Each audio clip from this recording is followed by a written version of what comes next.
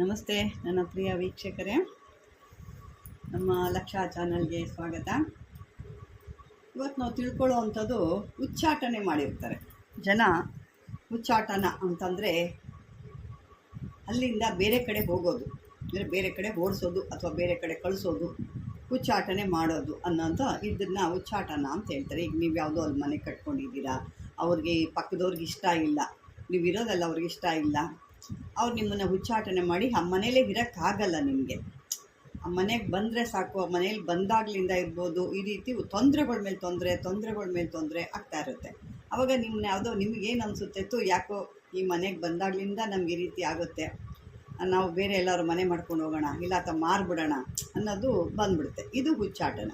ಇನ್ನೂ ಕೆಲವ್ರಿಗೆ ಅಂಗಡಿಗಳಿಕ್ಕಿರ್ತಾರೆ, ವ್ಯಾಪಾರ ಚೆನ್ನಾಗಿ ಆಗ್ತಿರ್ತದೆ, ಇನ್ಯಾರೋ ಒಬ್ಬ ಅಂಗಡಿಯವ್ರು ಬಂದು ಅವ್ರಿಗೆ ನೋಡಿ ಅವ್ರನ್ನ ಇಲ್ಲಿದ್ದರೆ ತಾನೇ ಇವರೇ ಖಾಲಿ ಮಾಡ್ಕೊಂಡು ಹೋಗ್ಬಿಡ್ಬೇಕು, ನಾನಿಲ್ಲಿ ಶಾಶ್ವತವಾಗಿರಬೇಕು, ನನ್ನ ಒಂದು ವ್ಯಾಪಾರ ಚೆನ್ನಾಗಿ ಆಗಬೇಕು ಅನ್ನೋದಿರುತ್ತೆ. ಅವರು ಉಚ್ಚಾಟನೆ ಮಾಡಿದಾಗ ಅವ್ರ ಅಂಗಡಿಗಳಲ್ಲಿ ಏನೂ ಇರೋದಿಲ್ಲ, ಎಲ್ಲ ಸ್ಟಾಕ್ ತುಂಬ್ಕೊಂಡಿರ್ತಾರೆ, ಆದರೆ ಏನೂ ವ್ಯಾಪಾರ ಆಗಲ್ಲ.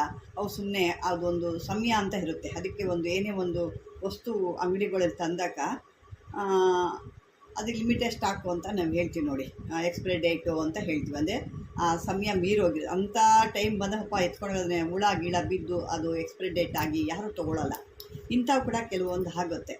ಇನ್ನು ಇದೇ ರೀತಿ ಸಾಕಷ್ಟು ನಾನಾ ರೀತಿಲಿ ಉಚ್ಚಾಟನೆ ಮಾಡಿದ್ರು. ಕೆಲವರು ಯಾವುದೋ ಒಂದು ಪೂಜೆ ಮಾಡ್ತಿರ್ತಾರೆ, ಅವ್ರಿಗೆ ಆ ಪೂಜೆ ಆಗಬಾರ್ದು, ಅವ್ರಿಗೆ ಯಾವುದೇ ಒಂದು ದೇವರು ದಿಂಡ್ರು ಬರಬಾರ್ದು, ಮೈ ಮೇಲೆ ಬರೋದು ಅಥವಾ ಹೇಳಿಕೆ ಹೇಳೋದು ಯಾವುದು ಆಗಬಾರ್ದು ಅನ್ನೋದು ಒಂದು ರೀತಿ ಮಾಡಿರ್ತಾರೆ. ಇದೆಲ್ಲ ಒಂದು ಉಚ್ಚಾಟನೆಗೆ ಸಂಬಂಧಪಟ್ಟಿರುವಂಥದ್ದು.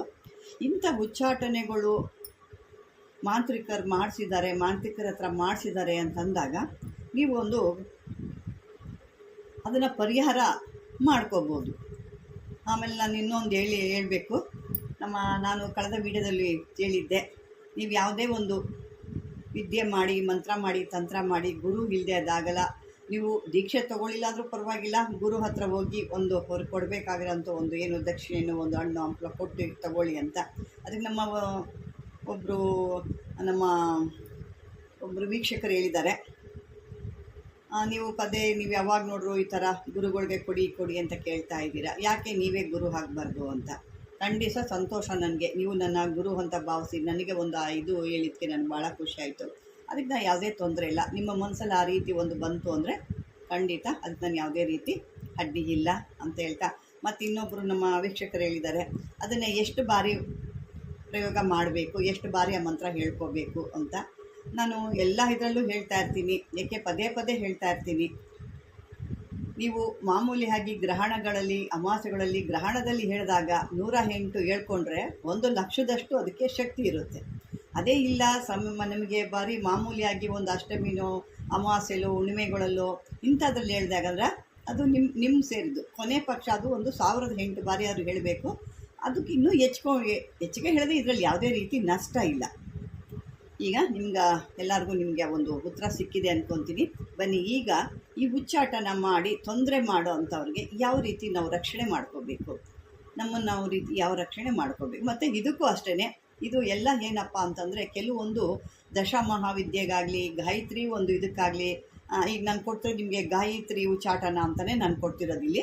ಆಗ ಇಂಥವಕ್ಕೆಲ್ಲ ಗುರುದು ಒಂದು ಆಶೀರ್ವಾದ ಅಥವಾ ದೀಕ್ಷೆ ಎರಡೂ ಬೇಕಾಗುತ್ತೆ. ಯಾಕೆಂದರೆ ನಾನು ಮೊದಲಿಂದನೂ ಹೇಳ್ತಾ ಇದ್ದೀನಿ, ಏನೋ ಒಂದು ಚಿಕ್ಕಪುಟ್ಟ ಮಕ್ಕಳು ಅಳೋದಕ್ಕೆ, ಕಿಸ್ರಾಗಿರೋದಕ್ಕೆ, ಅಥವಾ ಮಕ್ಕಳು ಅಳೋದಕ್ಕೆ ಒಂದು ತಾಯಿ ಥರ ಹಾಕ್ತೀರಾ ಅಂದರೆ ಅದಕ್ಕೆಲ್ಲ ಏನೂ ಬೇಕಾಗಿಲ್ಲ. ಇದೆಲ್ಲ ಅಂತಂದರೆ ಒಂದು ಶಕ್ತಿ ಇರುವಂಥದ್ದು. ಇದು ಉಚ್ಚಾಟನ ಅಂದರೆ ಸುಮ್ಮನೆ ಮಾಡಲಿಕ್ಕಾಗಲ್ಲ. ಅದಕ್ಕೆ ಆ ಶಕ್ತಿ ನಿಮ್ಮಲ್ಲಿ ಇದ್ದರೆ ಮಾತ್ರ ಆ ಒಂದು ಮಂತ್ರಗಳು ಹೇಳಿ ನಿಮ್ಮಲ್ಲಿ ಆ ಶಕ್ತಿ ಇದ್ದು ಗುರು ಆಶೀರ್ವಾದನೋ ಅಥವಾ ಅವರ ಒಂದು ಸೇವೆನ ಮಾಡಿ ನೀವು ತೊಗೊಂಡಿದ್ದಾಗ ಮಾತ್ರ ಇದರಲ್ಲಿ ಆ ಶಕ್ತಿ ಬರುತ್ತೆ. ವೀಕ್ಷಕರೇ, ಇದನ್ನು ನಾನು ಒತ್ತಿ ಯಾಕೆ ಹೇಳ್ತಿದ್ದೀನಿ ಅಂದರೆ ಅರ್ಥ ಮಾಡ್ಕೊಳ್ಳಿ, ಇದರಲ್ಲಿ ಆ ಒಂದು ಶಕ್ತಿ ಇರುತ್ತೆ. ಸುಮ್ಮನೆ ನೀವು ಹೇಳ್ಕೊಳ್ತಾ ಹೋದರೆ ಫಲ ಇಲ್ಲ. ಓಕೆ, ಈಗ ಮುಂದಕ್ಕೆ ಹೋಗೋಣ. ಈ ಮಂತ್ರ ನೀವು ಹೇಳ್ಕೊಂಡು 1,000 ಸಲ ಜಪ ಮಾಡ್ತಾ ಒಂದು ಹುತ್ತದ ಹತ್ರ ಹೋಗಬೇಕು. ನೀವು ಒಂದು ಹುತ್ತದ ಹತ್ರ ಹೋಗಿ ಪ್ರದಕ್ಷಿಣೆ ಮಾಡಬೇಕು. ಪ್ರದಕ್ಷಿಣೆ ಮಾಡ್ತಾ ನೀವು ಮನೆಯಿಂದ ಹೋಗ್ಬೇಕಾದ್ರೆ ಒಂದು ಹಿಡಿ ಮೆಣಸು ಅಂದರೆ ಅದು ಬಿಳಿದ ಕಪ್ಪುದ ಕೇಳಬೇಡಿ, ಕಪ್ಪು ಮೆಣಸು, ಮಾಮೂಲಿಯಾಗಿ ನಾವು ಮಸಾಲೆಗೆ ತಯಾರು ಮಾಡುವಂಥ ಕಪ್ಪು ಮೆಣಸು. ಈ ಕಪ್ಪು ಮೆಣಸನ್ನ ಒಂದು ಹಿಡಿ ತೊಗೊಳ್ಳಿ. ಒಂದು ಹಿಡಿ ತೊಗೊಂಡು ಆ ಹುತ್ತದ ಹತ್ರ ಇದನ್ನು ಪ್ರದಕ್ಷಿಣೆ ಮಾಡಿ, ಈ ಮಂತ್ರ ಮೊದಲು ಹೇಳಿ ಜಪ ಮಾಡ್ಕೋಬೇಕು. ಜಪ ಮಾಡಿ ಹುತ್ತದ ಹತ್ರ ಹೋಗಿ ಪ್ರದಕ್ಷಿಣೆ, ಅಂದರೂ ಅದಕ್ಕೇನು 1000 ಸಾರಿ ಪ್ರದಕ್ಷಿಣೆ ಮಾಡಲಿಕ್ಕಾಗಲ್ಲ, 108 ಸಾರಿ ಅಥವಾ 54 ಸಾರಿ ನಿಮ್ಮ ಶಕ್ತಿ ಇದ್ದರೆ ಇನ್ನೂ ಹೆಚ್ಚಿಗೆ ಮಾಡ್ಕೊಳ್ಳಿ. ಇದನ್ನು ಮಾಡಿಕೊಂಡಾಗ ಇದನ್ನು ಒಂದು ಹಿಡಿ ಮೆಣಸು ತಗೊಂಡು ಹುತ್ತದ ಹತ್ರ ಏನು ಪ್ರದಕ್ಷಿಣೆ ಮಾಡ್ತೀರಲ್ವ, ಆ ಪ್ರದಕ್ಷಿಣೆ ಮಾಡಿ ಇಟ್ಟ ನಂತರ ಆ ಶತ್ರುಗಳು ಯಾರಿದ್ದಾರೆ ನಿಮಗೆ ತಿಳ್ಕೊಳ್ಳಿ. ನಿಮಗೊಂದು ಅನುಮಾನ ಇರುತ್ತೆ, ಇಂಥವ್ರು ಮಾಡಿರ್ಬೋದು ಈ ರೀತಿ ಆಗಿ, ನಿಮಗೇನೋ ಒಂದು ಅನುಮಾನ ಇರುತ್ತೆ. ಅನುಮಾನ ಇದ್ದರೆ ಹೆಸ್ರು ಹೇಳ್ಕೊಳ್ಳಿ. ಅನುಮಾನ ಇಲ್ಲ, ನಮ್ಗೆ ಯಾರು ಅಂತ ಗೊತ್ತಿಲ್ಲ ಅನ್ನೋದಿದ್ದರೆ ಏನು ಬೇಡ, ಸರ್ವ ಉಚ್ಚಾಟನ ಅಂತ ಅದನ್ನು ಹೇಳ್ಕೊಳ್ಳಿ ಅಷ್ಟೇ. ಏನಿದೋ ಅದು ಮಾತ್ರನೇ ಹೇಳ್ಕೊಳ್ಳಿ. ಅಂತ ಹೇಳ್ಕೊಂಡು ಈ ಒಂದು ಇಟ್ಬಿಟ್ಟು ಆ ಮೆಣಸನ್ನ ಏನು ಪ್ರದಕ್ಷಿಣೆ ಮಾಡಿ ಕೈಲಿ ಇಟ್ಕೊಂಡು ಪ್ರದಕ್ಷಿಣೆ ಮಾಡಿರ್ತೀರಲ್ವ, ಆ ಒಂದು ಮೆಣಸನ್ನ ನೀವು ಆ ಹುತ್ತದ ಹತ್ರ ಇಟ್ಬಿಡಬೇಕು.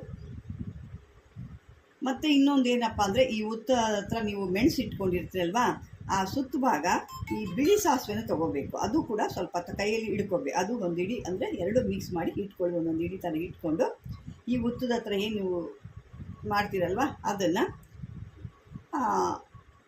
ಸುತ್ತಬಿಟ್ಟು, ಇದು ಒಂದು ಮೆಣಸನ್ನ ಅಲ್ಲಿ ಇಟ್ಟು ಬರ್ತೀರಾ, ಬಿಳಿ ಸಾಸಿವೆನ ಮನೆಗೆ ತೊಗೊಂಬರ್ಬೇಕು.